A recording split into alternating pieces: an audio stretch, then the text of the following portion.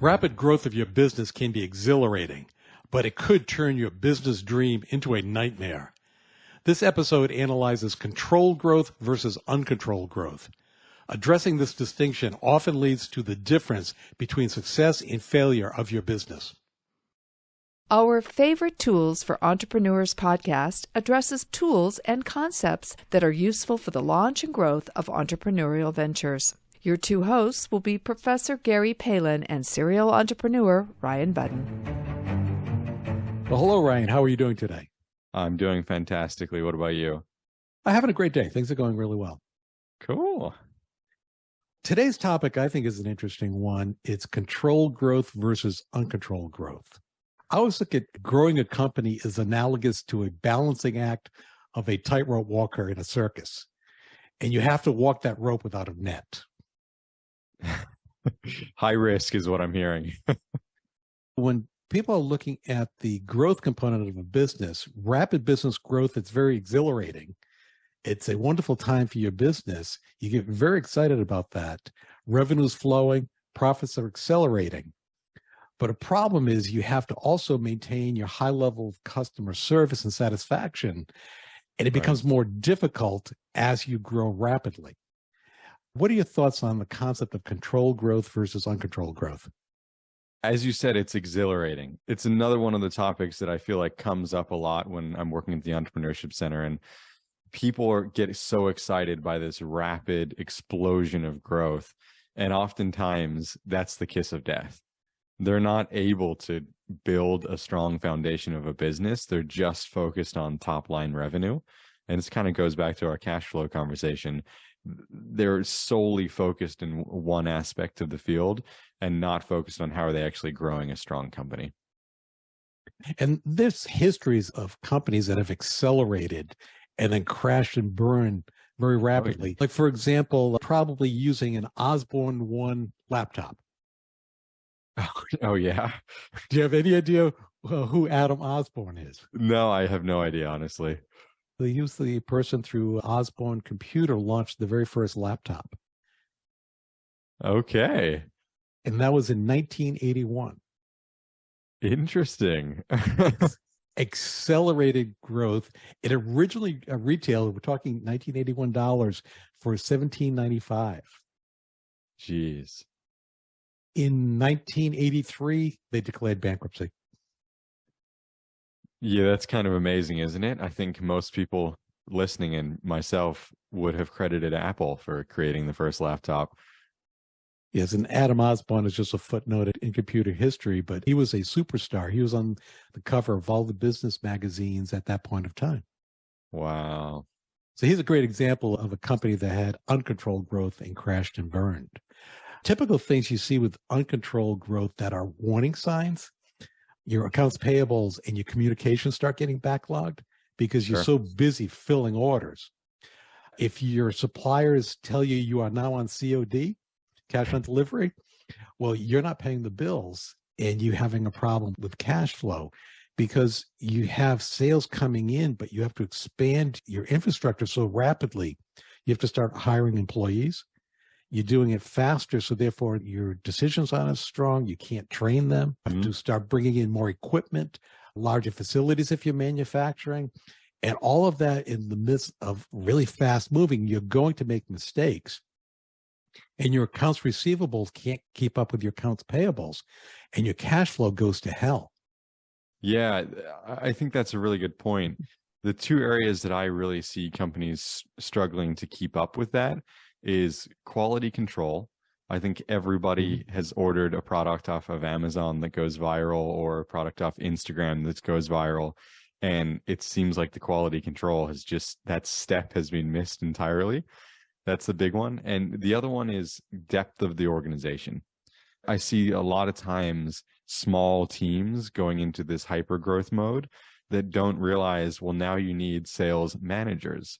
You might need HR managers instead of just a single level organization. And it's that depth that's the struggle. We've used the term hockey stick growth, and individuals will say, oh, I wish I could have hockey stick growth. But I always cringe at that because that very often is uncontrolled growth. And it could be the demise because you can't keep all of those balls that you're juggling in the air. You're going to start dropping them. The true companies that succeed through hockey stick growth are very prepared for it. I bet you if we pulled up their cash flow, the months prior to that, they're already staffing up.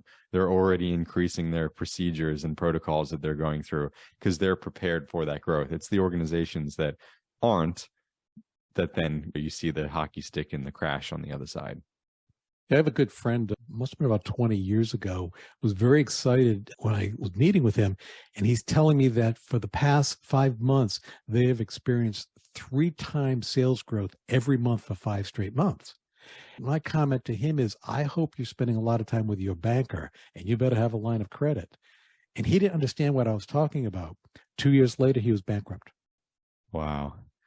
For those that are in the midst of that uncontrolled growth, you have to start and look and say, are your administrative duties being neglected? Do you owe taxes and government payments and you put that to the back burner?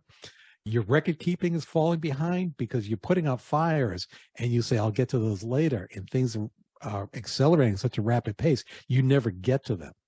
Right. So what can people do about this? I think in terms of, and you've touched on it, you have to prepare for it. And that's pulling together the right team. So you have a future focus on that with your entire team buying in. Right. Being focused on controlled growth.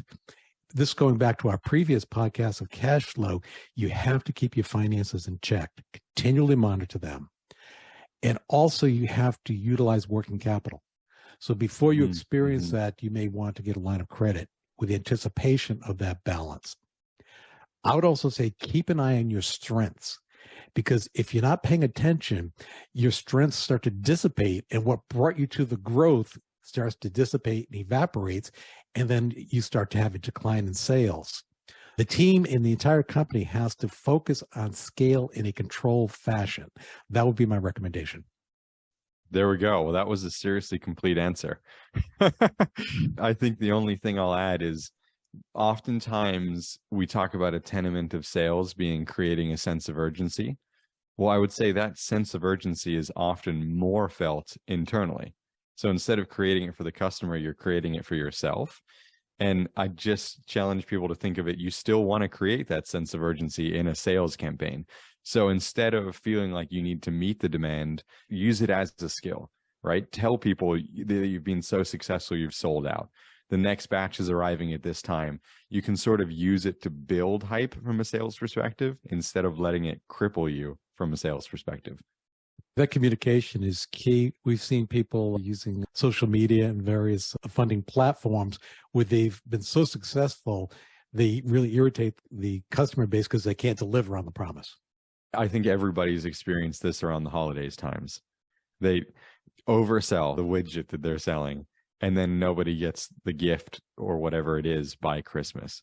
And you're annoyed, you're frustrated. The whole point of ordering it was for that event. Yes, and you'll never recoup that customer ever again. No, and in fact, we live in an age where you have too many of those customers, and all of the review sites, whether it's internally held or externally held, the only comment is, I didn't get it. And that's almost unrecoverable. Doesn't matter how good the product is, doesn't matter how much they liked it. They're just annoyed that they didn't get it when they thought they would. And so bottom line is, don't get overly excited when sales are going through the roof. You want to start managing the issues that we've addressed and pay attention. And there are times you have to decelerate the growth and the sales push.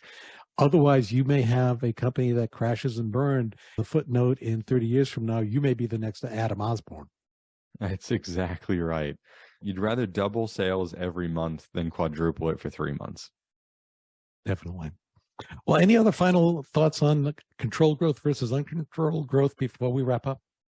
No, I think I'll go to my standard comment. Just take it seriously. Absolutely. Well, you have a great day, Ryan. Enjoy it. Talk to you soon. Thanks for listening to our Favorite Tools for Entrepreneurs podcast. As always, you can head over to ProfSpirit.com to check out more resources and courses designed for you, the entrepreneur. Please follow us on Spotify, Apple Podcasts, YouTube, and others to get the most up-to-date information as it is released.